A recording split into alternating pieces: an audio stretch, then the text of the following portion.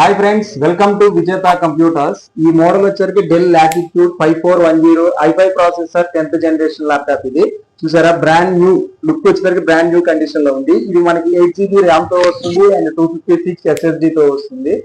i5 10th generation. మీకు ఇది only 27,000 లో మన స్టోర్ లో 5 నెంబర్స్ అవైలబుల్ లో ఉన్నాయి.